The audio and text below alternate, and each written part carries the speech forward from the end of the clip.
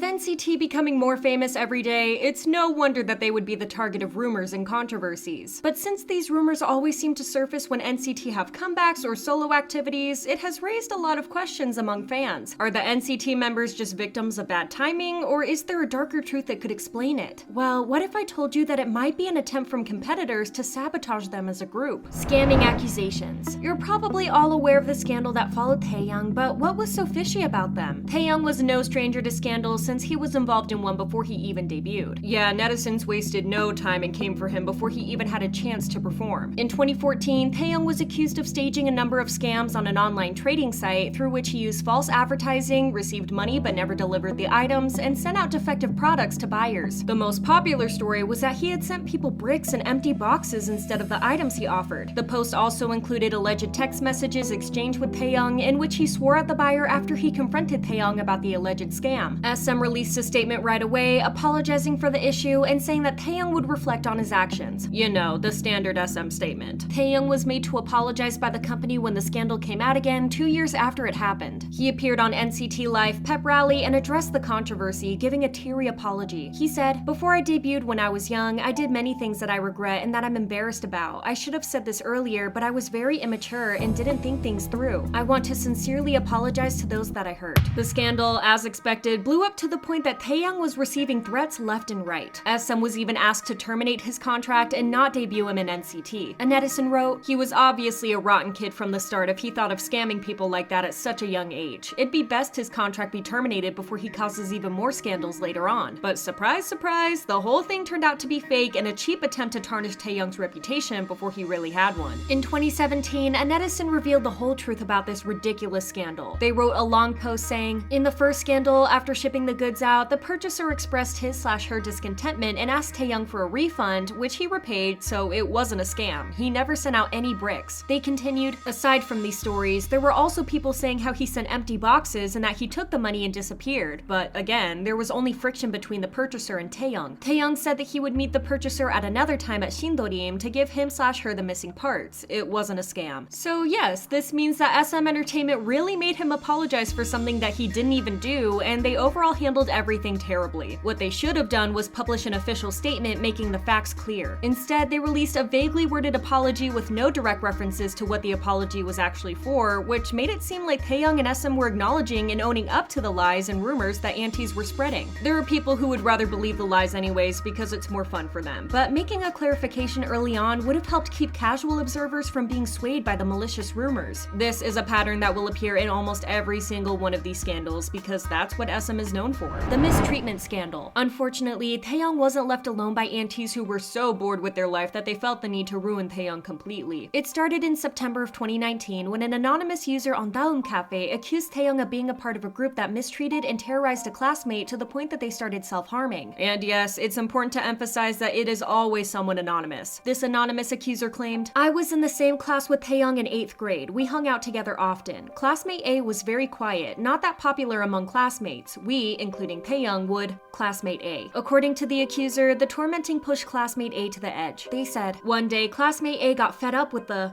and reacted violently by throwing a chair. During the next class, classmate A tried to self-harm with a box cutter. The teacher ran to grab it while the other students held classmate A back." These were some pretty serious accusations, yet the accuser posted no proof to back up what they said. If that wasn't enough, shortly after they made up such a horrible incident, accuser A posted an update in the same online community revealing that not everything they said was 100% true. Nevertheless, accusations piled up, with Taeyong being blamed for criticizing the appearance of another classmate, classmate B, and having left an offensive message regarding a third classmate's sexuality, classmate C. SM had to release a statement after the whole mess. They said that there were no records of having received any kind of disciplinary action or comments from the teachers for the things that he was accused of. Taeyong decided to meet up with classmate B and apologize in person. His apology was accepted by the victim, and the two decided to support each other in the future. However, the lies that accuser A made up ran much deeper. Things hit a peak in May of 2020 as accuser A brought back the issue online right after NCT's comeback, saying that he wasn't sincere in his apology and tried to turn the public against him. A month later, the accuser posted a screenshot of an alleged conversation between Taeyong and classmate B that took place weeks after they met in person. The screenshots show classmate B looking for closure and Taeyong not caring much about it, which angered netizens once again. Some former fans even posted a petition on social media calling for his departure from the group, saying that he was damaging the group's image. But it turns out that the screenshots were taken out of context and even edited to make Taeyong look like the bad guy. Dispatch also got in touch with a teacher from Taeyong's middle school who said that they had no recollection of the self-harming incident whatsoever. Classmate C also came out and said that they were in no way offended by Taeyong's comment. So this whole issue was just accuser A stirring up things when everything had already been resolved. Plus, the way that they made up such serious lies is just disgusting in every way. SM ended up threatening to sue accuser A, but this thing should have been investigated thoroughly the first time instead of snowballing into a much bigger issue. Taiwan Gate. This scandal included 4 different idols in total, and it came out 2 days before NCT 127's Punch was released, which again was very coincidental as you can see. In May of 2020, Dispatch released that Jaehyun, BTS's Jungkook, Astra's Cha Eun-woo, and 17's Mingyu were together in Itaewon during the recommended social distancing period. The problem is not that they went to Itaewon, but that they didn't quarantine for 2 weeks after going out. All the companies posted a statement on behalf of their artists, and Jaehyun even posted a handwritten apology. Now, I have reasons to suspect that this was targeted, so hear me out. The outing happened on April 25th, and Dispatch published their article almost a month later on May 17th, just 2 days before NCT's comeback. While other idols were involved in this, Jaehyun was the only one who had upcoming promotions and official schedules that could have been affected by the scandal. It didn't work since Jaehyun only started to get more popular, but we can't say that the timing isn't suspicious. This isn't the end of it though. Dating scandals. Now, dating someone is usually not cancel-worthy for celebrities, but we're talking about K-pop idols here. On April 30th, 2020, just a day after NCT Dream came out with Raiden, Jaemin was involved in dating rumors with actress Kim Ji-in. The two worked together in the web drama Way to Dislike You, where they played romantic interests. The rumor started when Kim Ji-in posted a screenshot of her Netflix homepage on Instagram, and people started speculating that she was sharing the account with none other than Jaemin. The rumors weren't new either, since netizens were suspecting the two to be dating, but since they were surfaced after NCT's comeback, netizens were suspecting foul play. A netizen wrote, "On the day of comeback, all I can do is laugh." But some were saying that the photo was edited, others said that Ji-in never posted the story in the first place. This wasn't the only time it happened though. The Haechan Ryujin rumors have become kind of an inside joke between the two fandoms, but the start of these rumors seems kinda sus to me. They actually started after NCT Dream released Hot Sauce. It happened after Haechan was on V-Live, and fans noticed the list of V-Live channels that he was currently following when he accidentally revealed his screen to the camera. Turns out that Haechan follows the V-Live channels of 2 artists, NCT and ITZY. When the viewers pointed out that they could see his screen, Haechan looked visibly flustered. This was posted on Pan, along with a couple more screenshots of the so-called evidence about the two dating. So what was suspicious about the rumors or the timing when Haechan was the one who accidentally revealed his screen? Well, the V-Live in question actually happened a month before the rumors were posted on Pan. Why did the dating scandals blow up only after NCT's comeback? I might have an answer for that, but let me run you through 2 more examples to prove my point. Lucas cigarettes controversy. Before netizens were hating on Lucas because of baseless rumors, they were hating on him because of smoking. Sound crazy? Well, it's really messy. On October 1st, 2020, Lucas, Henry, and Ween went live on Instagram. Just when Lucas was getting his groove on while singing along to some songs with his bandmates, he accidentally flashed a pack of cigarettes to the camera. He then awkwardly stopped dancing, slid out of the frame, then continued filming Henry and Ween. While this was an accident on Lucas's side, the screenshots were posted once again just a few days after the Resonance music video came out. Not only that, but they tried to pass the screenshot as a recent photo, which wasn't true. On December 11th, a netizen made a post titled "Lucas Smokes Again." In the post, the uploader wrote, "He turns on the live and has a lot of fun, and then he suddenly shows his cigarette and gets all surprised. Then he gets all angry and the atmosphere becomes serious." Thankfully, netizens called them out because everyone was getting fed up with others trying to sabotage NCT every time their comeback was doing good. A netizen wrote, "Why bring this back and try to pass it off as something new?" The Gaslighting Scandal. This is probably the biggest scandal any of the NCT members went through, and we should really talk about how this seemed like a ploy to ruin Lucas, NCT, and Wavy. On August 20th of 2021, Wavy took to Twitter to tease their 3rd subunit with Lucas and Henry. Their debut single was called Jalapeno and was all set to release on August 25th. It would be an understatement to say that fans were excited about the release, but the song never got released because of the fabricated accusations. 2 days before their debut as a subunit, Lucas was accused of gaslighting by an alleged ex-girlfriend. We all know what happened and what he was accused of, so I'm not gonna run through it again. What's more important though is that when SM and Lucas released apology letters, they neither confirmed nor denied the rumors, which gave fans hope that they might not be true. These fans even took it one step further and found tangible proof by hiring a cyber investigation team to debunk the rumors. All the screenshots, pictures, and recordings that were used to accuse Lucas of horrible things were debunked by fans and the cyber investigation team. A fan wrote, "This is the nth time that right before an NCT comeback there's a negative scandal. Yeah, somebody is paying some people really well, huh?" Which brings me to my point. NCT are growing in popularity every day. Every comeback of each subunit does extremely well, and they have started breaking records left and right. It's no wonder that other K-pop entertainment companies would feel threatened by their success in some way or the other and try to sabotage them. And what's the best way to do that? Starting rumors with no proof that would destroy their reputation with the general public. What makes this theory even more plausible is that even if the issue is resolved and things are cleared up, the accusations will be brought up again around the time when NCT or the members have comebacks. Doesn't that seem a bit strange? Add to that the fact that SM Entertainment aren't exactly known for protecting their artists. Every time a controversy starts, SM always makes their artists apologize and puts them into hiding instead of investigating things further. So what if other companies are taking advantage of SM's incompetence and the fact that they will never bother debunking all the accusations? While we have no solid proof of other agencies trying to ruin NCT's career, it's something that is almost like an urban legend in K-pop because the pattern of NCT members being involved in scandals before or after every comeback is crazy. Do you think someone is trying to sabotage NCT, or do you think it's all bad timing? Share your thoughts in the comments. Thank you for watching and see you next time. Bye!